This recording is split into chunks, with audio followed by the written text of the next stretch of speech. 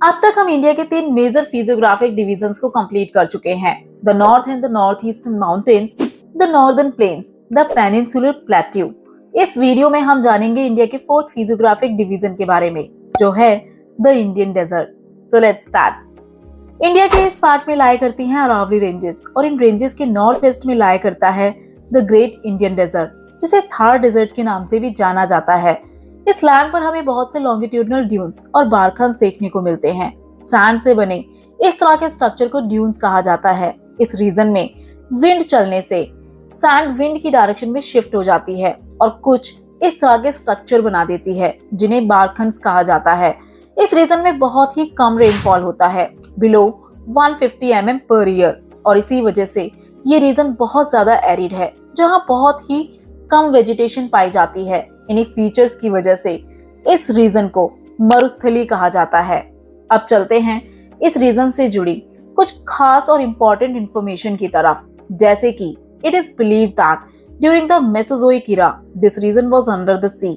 Mesozoic era, जिसे age of reptiles भी कहा जाता है, ये ज्योग्राफी में वो इरा है जब अर्थ पर रेप्टाइल्स का आना शुरू हुआ था। माना जाता है उस टाइम पर इंडिया का ये पार्ट सी के अंडर था, पर ऐसा कैसे?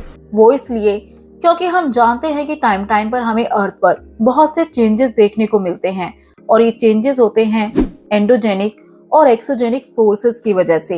इन फोर्सेस की वजह से पहले पेंजिया से टूटकर लॉरेशिया और गोंडवाना लैंड देखने को मिलता है। देन फर्दर लॉरेशिया और गोंडवाना लैंड ने भी ब्रेक डाउन होना शुरू कर दिया, जिस वजह से कॉन्टिनेंट हमें प्रेजेंट फॉर्म में नजर आते हैं। और इसीलिए ऐसे कई एविडेंसेस हैं जिनसे ये पता चलता है कि इंडिया का ये पार्ट एक टाइम पर सी के अंदर मौजूद था, जैसे कि वुड फॉसिल पार्क जो आकल में है, और मरीन डिपॉजिट्स जो जैसलमेर के पास लोकेटेड ब्रह्मसार के आसपास पाए जाते हैं। क्वेश्चन यही है कि मरीन डिपॉजिट्स यहाँ पहुंचे कैसे? तो जाहिर है ये पार्ट सी के अंदर था, इसीलिए आज यहाँ मरीन डिपॉजिट्स के एविडेंसेस पाए जाते हैं। यहाँ से मिले ये फॉसिल्स करीब 180 मिलियन ईयर्स यानी 18 करोड़ साल पुराने हैं। अब अगर इस डेजर्ट के नीचे मौजूद रॉक्स के स्ट्रक्चर को देखा जाए तो इन रॉक्स से पता चलता है कि इंडिया का पेनिनसुलर प्लेट्यू इस रीजन तक एक्सटेंड करता है। इसके बारे में हम लास्ट वीडियो में जान चुके हैं। अब यहाँ एक्सट्रीम एरिड कंडीशन होने की वजह से वेदरिंग यहाँ एक कॉमन फिनोमिना है।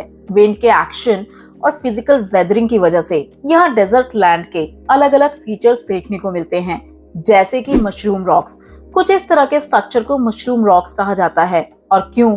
तो रीजन आप खुद समझ सकते हैं। इन रॉक्स की शेप की वजह से, बेसिकली विंड की वजह से इन रॉक्स की वेदरिंग होती है, जिस वजह से ये कुछ इस तरह की शेप में कन्वर्ट हो जाते हैं। Next is shifting dunes. Wind की डायरेक्शन में सैंड के कुछ इस तरह के ड्यून्स का बनना सैंड ड्यून्स कहलाता है। ये ड्यून्स विंड की डायरेक्शन में शिफ्ट होते रहते हैं, इसीलिए इन्हें शिफ्टिंग ड्यून्स कहा जाता है। इसके अलावा इस रीजन के साउदर्न पार्ट में पाए जाते हैं ओसीज, मींस डेजर्ट में ऐसा रीजन जहां वाटर सरफेस पर आ जाता है। अब ओरिएंटेशन के बेसिस पर इस रीजन को डिवाइड किया जाता है 2 पार्ट्स में, नॉर्थ और साउथ में। नॉर्दर्न पार्ट का स्लोप कुछ इस तरह सिंध की तरफ है, जबकि साउदर्न पार्ट का स्लोप रन ऑफ कच्छ की तरफ है। इन सब के अलावा यहाँ से फ्लो होने वाली रिवर्स एफिमरल हैं, मीन सीजनल, जो साल भर फ्लो नहीं करती हैं। एक टाइम के बाद ये रिवर्स ड्राई हो जाती हैं, और ऐसा होता है due to low precipitation and high evaporation make it a water deficient region. Mean जैसा कि हम जानते हैं यहाँ रेनफॉल काफी कम होता है, और यहाँ थोड़ा बहुत पानी जो मौजूद होता है वो बहुत ज्यादा गर्मी होने की वजह से इवेपोरेट हो जाता है। इसी वजह से ये रेन डेफिशिएंट रीजन बनता है, जहाँ पानी की कमी देखने को मिलती है। इस रीजन के साउदर्न पार्ट से फ्लो करती हैं लूनी रिवर। इसके अलावा यहाँ से कुछ और स्ट्रीम्स भी फ्लो होती हैं, जो थोड़े डिस्टेंस तक फ्लो करने के बाद गायब हो जाती हैं। पर ऐसा क्यों? फॉर एग्जाम्पल, लूनी रिवर जो ओशन तक पहुंचने से पहले इनलैंड ही अपना पानी ड्रेन कर देती है, मोस्ट प्रोबेबली किसी ओसीज में जहाँ लूनी रिवर अपना पानी डंप कर देती है, या फिर यहाँ की स्ट्रीम्स किसी लेक या पलाया को ज्वाइन कर देती हैं। डेजर्ट रीजन के बीच में पाए जाने वाली ड्राई लेक्स को पलाया कहा जाता है। इन लेक्स में थोड़े टाइम के लिए ही पानी रहता है। तेज इवेपोरेशन के कारण ये पानी सूख जाता है। यहाँ के लेक्स और पलायास में ब्रैकिश वाटर पाया जाता है। मीन्स खारा पानी जिसमें बहुत ज्यादा सॉल्ट होता है, इसीलिए यहाँ से ऑब्टेन किया जाता है सॉल्ट।